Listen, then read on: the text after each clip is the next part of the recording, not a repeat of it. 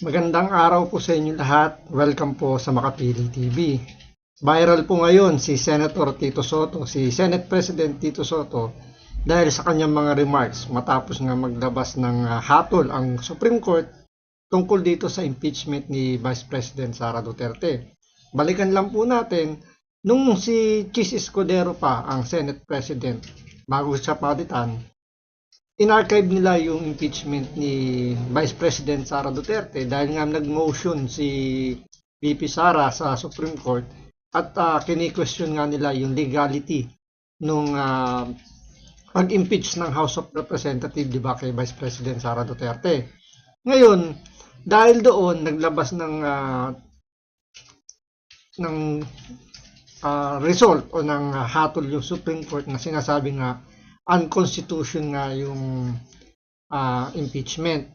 So umapila yung House of Representatives at nag-MR sila na baliktarin nga daw ng Supreme Court yung kanilang desisyon dahil nga palagay ng mga tukmol dun sa House of Representatives tama yung kanilang ginawa sa pag-impeach kay Vice President Sara Duterte.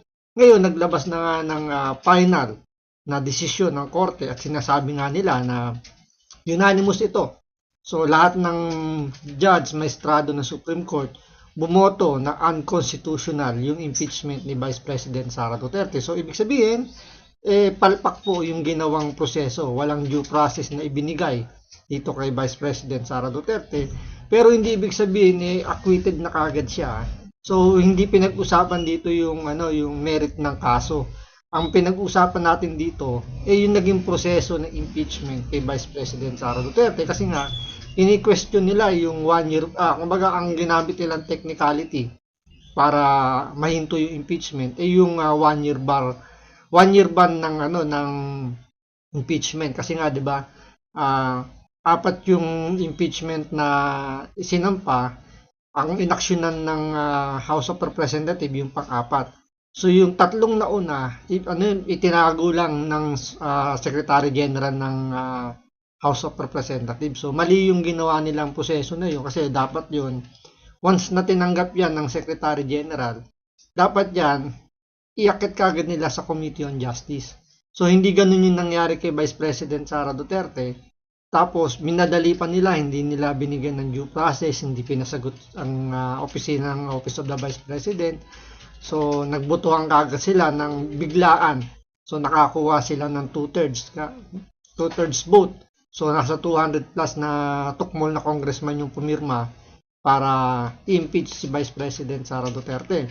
Na later on, nalaman din naman natin galing sa mga senador, sa mga congressman, na kaya pumirma yung iba dahil nga pinangakuan sila ni Speaker Martin Romualdez ng mga proyekto. Kaya nga 'di ba nagkaleche-leche yung flood control project. So doon posible ibinigay yung mga pangako ni Martin Romualdez. So nagkabukuhan doon. Kaya nga nangyari na-impeach si Sara Duterte dahil nga sa ganung sistema. So lahat 'yun binasura ng Supreme Court. Kaya ngayon si Tito Soto nag-iiyak. Sinasabi niya na masyado raw nang himasok yung Supreme Court. Dapat kasi ang impeachment daw kapangyarihan yan ng Legislative Department. So yung Congress tsaka yung Senate, yung Senate, sila yung may kapangyarihan na iproseso yung impeachment. So para kay Tito Soto nang himasok daw itong Supreme Court. Kaya dito balikan muna natin ano ba yung basic, yung fundamental ng constitution natin. Kasi di ba meron tayong 3 equal branches ng government. So lahat sila pare-parehas ng kapangyarihan pero meron silang designated na rules kung paano sila magtatrabaho. Kasi ito yung isa sa mga nakalimutan yata ni Tito Soto. Kaya kung ano-ano lang yung lumalabas sa kanyang bibig, yung kanyang pananaw na hindi naman valid. Hindi na nga siya abogado, tapos kung makapag-react siya, kung makapagbigay siya ng statement, nakala mo, alam na alam niya yung batas.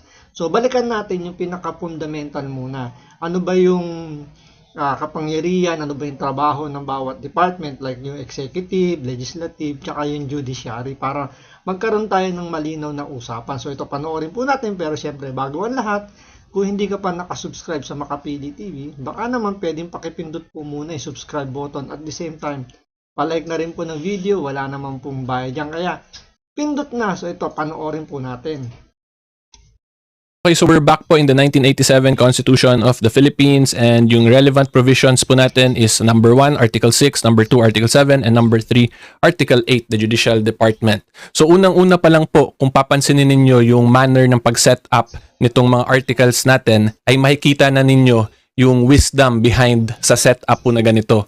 Kasi of course, unang-una, bago magkaroon ng batas, kailangan mo na gumawa ng batas, 'di ba? At yung may power po para gumawa ng batas is the Legislative Department. Kaya una po yung Legislative or yung Congress po sa Executive and Judiciary. Okay? And then yung next article po, Article 7, Executive Department naman. So I'm sure alam nyo naman po na yung nag-execute at nagpapatakbo ng mga batas natin is of course the Executive Department, which is headed by the President of the Republic of the Philippines. Okay? So yan po, una, Legislative gagawa, execute is the Executive. And then pangatlo po is the Judicial Department, which is headed by the Supreme Court po natin. So since ito po yung tagagawa ng batas, yung Congress, taga-execute yung executive, yung trabaho po ng judiciary natin is reviewin kung tama ba yung paggawa ng batas or kung tama ba yung pag-execute ng batas. Okay? And one of the guidelines po na tinitingnan talaga ng Supreme Court natin is whether or not nasunod ba yung mga guidelines and provisions ng Constitution in relation to the lawmaking process and the implementation and execution of that law. Okay, so in simple terms, yung judiciary po yung may final say kung paano i-interpret yung Constitution and whether or not unconstitutional ba yung mga bagay-bagay. Hindi po legislative at hindi po executive yung may function na yon, because again, the legislative branch, ang trabaho po nila is to create laws, and then yung executive department naman po is to implement or execute the laws, and lastly, the judiciary po is to determine how to properly interpret the laws. Okay, so yan lang. So yun, naintindihan mo, Senator Tito Soto, Senate President. So ang trabaho ninyo, doon muna tayo sa kung saan ba nakalagay yung House of Representatives tsaka yung Senate. So nandun sila sa Legislative Department, which is nasa unahan sila. Ibig sabihin, tagagawa sila ng batas. So ibig sabihin, sila lang gagawa ng rules and regulations sa batas na yan. Ang susunod po, yung executive, which is sila yung mag-i-implement ng batas. Ngayon, yung judiciary, sila po yung mag-interpret ng batas kung nasusunod ba yung ginawang batas at yung pagpapatupad ng batas. Kaya nga 'di ba, meron tayong motion for reconsideration na sinasabi tulad ng ginawa nga ng mga tukmol sa House of Representatives nung naglabas na nga ng decision ng Supreme Court na unconstitutional, 'di ba? So paano ba nagsimula yung unconstitutional na yun, di ba? Nag-file po yung Office of the Vice President, si Sara Duterte, sa Korte Suprema, na kini-question nga nila yung proseso ng pag-impeachment kasi feeling nila hindi nasunod yung due process. Mali ang ginawa nilang proseso. So, mali ba yung ginawa ni Sara Duterte ng Office of the Vice President? Siyempre hindi. Kasi karapatan naman nila yun. Kahit naman sinong tao na madedemanda, kahit si Tito Soto, na pag siya i-demanda, pwede siyang mag-appeal. Diba? Pwede niyang questionin yung demanda sa kanya kasi yun yung due process. So, tama lang yung ginawa ni Sara Duterte. Ngayon, kinatigan ba ng Supreme Court yung motion ni Sara Duterte? Yes, kasi tama yung sinasabi nga na hindi nasunod yung due process. Ngayon, binigyan ng pagkakataon pa yung House of Representatives na mag-file din ng motion nila.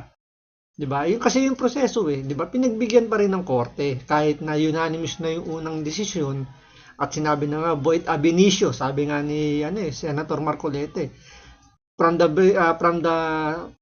beginning daw, from the start pa lang daw is mali na yung proseso ng impeachment. Pinagbigyan pa rin yung MR ng House of Representatives. So, may due process na ginawa.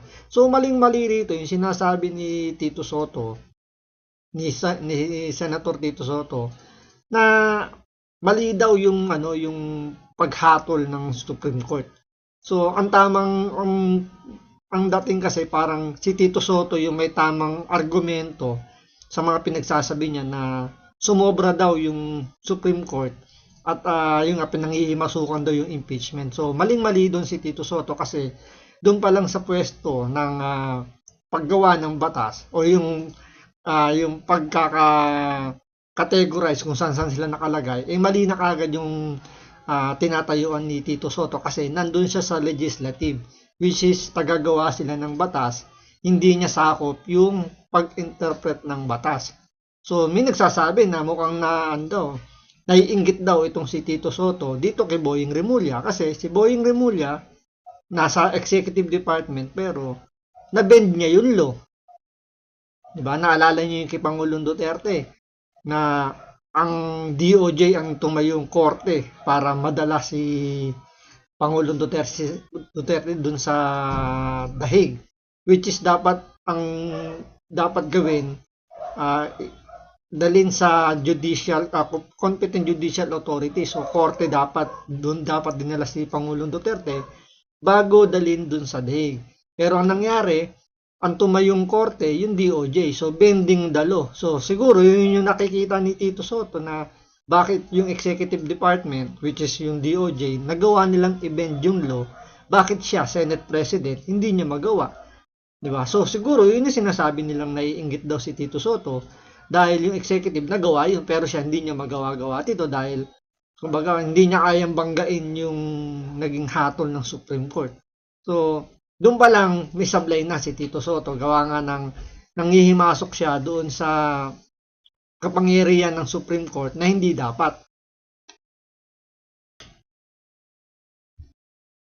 Okay, so yan lang po ang summary ng structure ng government natin. Ngayon po, i-discuss ko naman sa inyo kung bakit there is an appearance of judicial overreach sa Supreme Court decision in relation to the Duterte case. Okay, so of course, we are still in the Duterte versus HOR case, GR number 278353. So yung una-una po talagang kailangan natin i-take note dito is the impeachment proceeding being sui generis, diba? Because even in the Francisco versus HOR case, yung 2003 case pa po, and in this case, the Duterte case, lagi pa rin po or in-emphasize pa rin po ng Supreme Court na yung impeachment is sui generis, meaning it is a class of its own, unique po siya or kakaiba po siya. And the reason being is because yung pinaka-purpose po niya is to achieve a political conviction. And when you say political conviction, para po matanggal lang sa office yung kinasuhan dun sa impeachment. Yan yung main purpose niya. However, as to the proceedings itself, it is somewhat similar to a judicial or legal proceeding. So kung dun pa lang po makikita natin na hybrid talaga siya. Hybrid na legal, hybrid judicial, and hybrid na political. Okay? And that is one of the reasons po kaya sinasabi palagi na ang impeachment is sui generis. Okay? And then yung next po, kailangan natin i-take note dito is this provision here. Because sabi po ng Supreme Court ngayon, the application of the due process clause in the initiation stage of the impeachment process is sui generis. So pag-apply po ng right to due process, ay kakaiba rin or unique din siya sa impeachment, 'di ba? So yan yung main reason kaya ngayon mukhang nagiging kakaiba itong decision ng Supreme Court because yun nga po, the impeachment process is sui generis. Therefore, we should expect na kakaiba or unique or sui generis din po yung pag-apply ng mga provisions sa mga batas in relation to impeachment proceedings. And then the reason po kaya ganyan yung treatment sa impeachment na sui generis, unique, kakaiba po siya is because of the seriousness of the matter that is being tackled sa impeachment proceedings, 'di ba? Because tatandaan po natin that is in relation to our right to accountability as the ordinary members of the taong bayan. And then yung layunin po niyan is para po matanggal from office yung mga high-ranking constitutional public servants po natin. So when we talk about high-ranking constitutional public servants po kasi, hindi yan sila dapat basta-basta tinatanggal because their function and their duties po are constitutionally mandated. So nagbabanggaan po talaga yung right to accountability versus the right of security of tenure ng impeachable officer. So therefore, yun nga. So doon pa lang sablay na uli si Tito Soto kasi sinasabi niya na pinahirap daw yung yung impeachment. So wala na raw may impeach na government official dahil daw sa ginawa nitong Supreme Court. So mali doon si Tito Soto kasi kung tutuusin, Vice President and President, dapat talaga hindi madali ang pagpapa-impeach sa kanila. Gawa ng sila ay ibinoto ng taong bayan. So Buti sana kung ang i-impeach dito ay yung mga appointed lang tulad nga ng ombudsman, ng COMELEC, 'di ba? Ng ano pa ba? Ano ba yung mga Supreme Court, mga ganyan. Sila pwede na madaliin yung pagpapa-impeach kasi sila appointed lang naman sila eh. Pero yung kay Vice President Sara Duterte, hindi naman tama na basta lang gusto ng mga political party na mga kalaban sa politika eh tatanggalin na kagad. So nasaan na yung, kumbaga, babaliwalain natin dito yung kapangyarihan ng taong bayan na pagboto. Diba? Kung gano'n lang mangyayari, wala na tayong magiging botohan dahil kaya naman palang tanggalin ng mga tukmol sa gobyerno yung sitting president or vice president dahil binoto nga ng taong bayan. Kung gano'n lang kadali para tanggalin sila, ba't kailangan pa nating magbotohan? Diba? So dapat doon talaga hindi ganun kadali i-impeach yung mga official natin lalo na kung sila ibinoto. Kaya tama lang yung ginawa ng Supreme Court kasi yung kay ERAP parang medyo pinadali nila yung yung proseso noon eh. Siguro nahimasmasan na rito yung Supreme Court na siguro may lapses doon sa panahon ni ERAP. Walang masyadong, alam mo yun, na hindi kagaya ng ginawa ni Sara Duterte na lahat ng legal remedies talagang ginamit nila para mahinto yung impeachment. So doon napabilis kasi yun ang tinitingnan nila yung naging impeachment ni ERAP na bakit doon mabilis lang, madali lang yung pagpapa-impeach, bakit kay Sara Duterte naging mahirap. So doon nila kinukumpare kaya siguro nasabi ni Senate President Tito Soto na pinahirap ng Supreme Court yung proseso ng impeachment. So pero tama naman na bakit kailangan pahirapan yung proseso ng impeachment kasi nga taong bayan ang naglagay sa kanila doon. Therefore, yun nga po, hindi siya dapat natin i-treat as a regular case lang na kung ganito yung right to due process in ordinary cases, dapat ganito rin sa impeachment because the impeachment is a very unique constitutional process considering po the subject matter and the objective of impeachment cases. Okay? So ngayon po, punta naman tayo dun sa pinaka-reason kung bakit talaga nagalit sila Senate President Tito Soto. So ito po yung main reason kaya nasasabing nagka-judicial overreach. So basahin po muna natin. We are aware that for legislative purposes, a session day follows the interpretation of the House which is not equivalent to a calendar day. It is a period that starts from a call to order until the session is adjourned, regardless of the passage of time. However, for the initiation stage of impeachment, which is a constitutional process, a session day is a calendar day in which the House of Representatives holds a session. This aligns with the primordial value of accountability of impeachable public officials and therefore that impeachment proceedings should be accorded the weight and priority that it is due. Okay, so ang position po kasi dito nila Senate President Soto, ang term daw na session days dun sa Constitution is a regular legislative session day. Whereas naman po yung Supreme Court, yung interpretation nila, since yung impeachment po is not a purely legislative purpose or function, but is a constitutional process, a unique constitutional process, therefore yung term po na session day sa provisions on accountability refers to a calendar day in which the House of Representatives holds a session. So in other words, for impeachment purposes, yung isang session po will automatically count as a one session day for impeachment purposes. Kasi kung tatandaan po natin in regular legislative session days, ang isa pong day, pwede kasi yan ma-extend to 10 days or even 30 days kung gugustuhin ng House as long as hindi po sila mag-adjourn ng session. So this one po, I already explained this in my past videos at ako po personally, natutuwa talaga ako na sang-ayon yung Supreme Court dun sa ganun kong argument. Diba? So anyway. Kasi yung nangyari niyan, December 19 yata sila nag-file ng unang impeachment. So tinanggap yun ng Secretary General. Pero hindi niya dinala kagad sa Committee on Justice. So nag-antay pa siya ng ibang impeachment complaint. Siguro nabasa niya yung article of impeachment nung unang nagpasa at nakita niya hilaw, ampaw, walang kwenta, parang basura. So hindi niya muna ipinasok doon sa Committee on Justice. Nagantay pa siya ng ibang pwedeng magpasa ng impeachment complaint. So itinengga niya muna. So may sumunod na, may pangalawang nagpasa ng impeachment, may pangatlong nagpasa ng impeachment, hanggang umabot ng February, may nagpasa ng pang-apat yata, I think. So February na inaksyonan o dinala ng Secretary General yung impeachment complaint doon sa Speaker of the House. Hindi nga dumaan sa Committee on Justice eh. Yun yung isa sa mga kini-question ni Sara Duterte na bakit hindi nyo dinala muna sa Committee on Justice. Kasi doon pag-uusapan yan eh, doon magdedebatihan kung meron bang probable cause, parang ganun. Kung sufficient ba yung ebidensya na nakalagay doon sa article of impeachment. So, hindi nangyari yun. Hanggang sa umabot dun sa pagbobotohan. So, walang nangyaring session, walang kung anong nangyari. Pero yun yung iginigiit nitong mga tukmol na mambabatas na gustong matanggal si Sara Duterte na hindi, dumaan yan sa session days. So, pumasok siya sa 10 session days na yan. So, doon niliwanag na ng Supreme Court na mali yung ginawang proseso. So, maliban sa may mga sablay sila. So, dito pa lang, sa umpisa pa lang, mali na yung pagtrato dun sa pagproseso ng impeachment. So, yung unang pinasa, hindi inaksyonan, in-archive lang nila yon. So, ang inaksyonan yung panghuli, tapos hindi pa idinaan sa sa Committee on Justice. So, yun yung isa sa mga tiningnan ng Supreme Court. Kaya, ibinasura yung impeachment complaint laban kay Sara Duterte.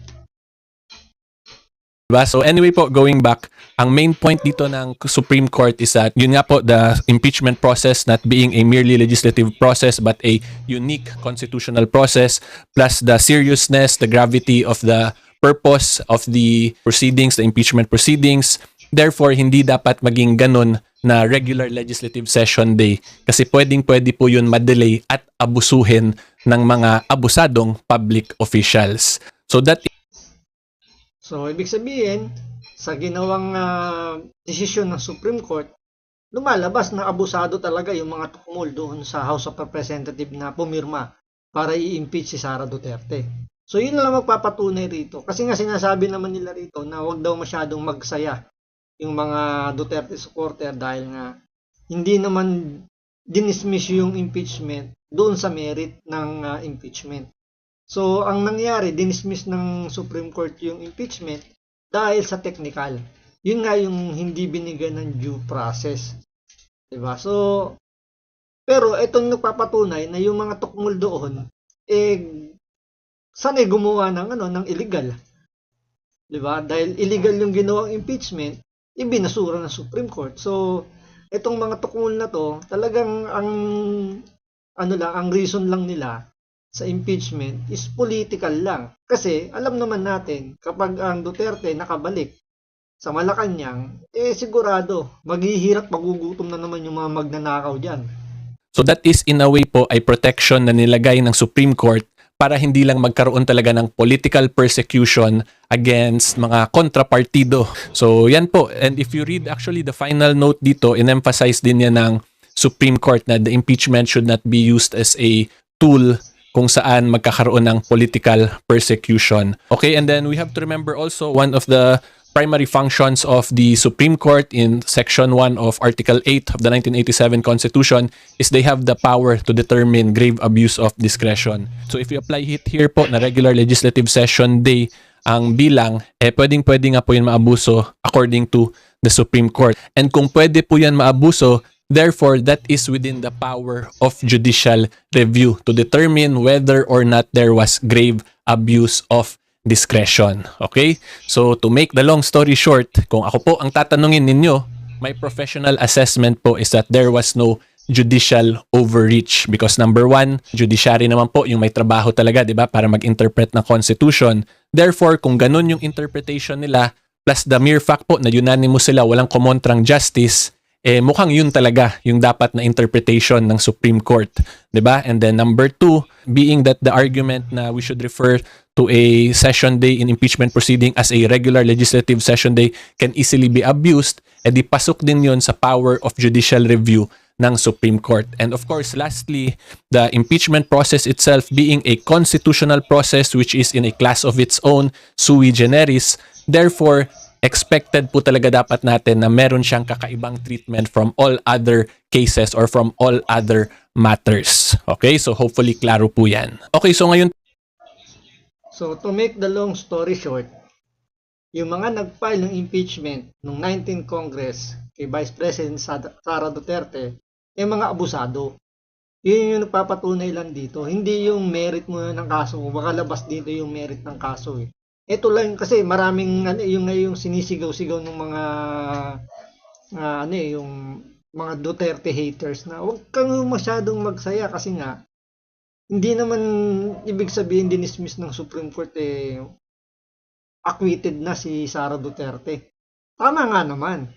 Kasi ang pinalabas lang naman dito ng Supreme Court, kaya nila binasura yan, ito yung nagpapakita lang nung nakaraang 19 Congress, talaga naging abusado yung mga congressman doon. Na yung iba nga, kung totoo yung sinasabi ni Toby Chango, nasuhulan nga daw para lang pumirma. So doon pa lang may may paglabag na di ba?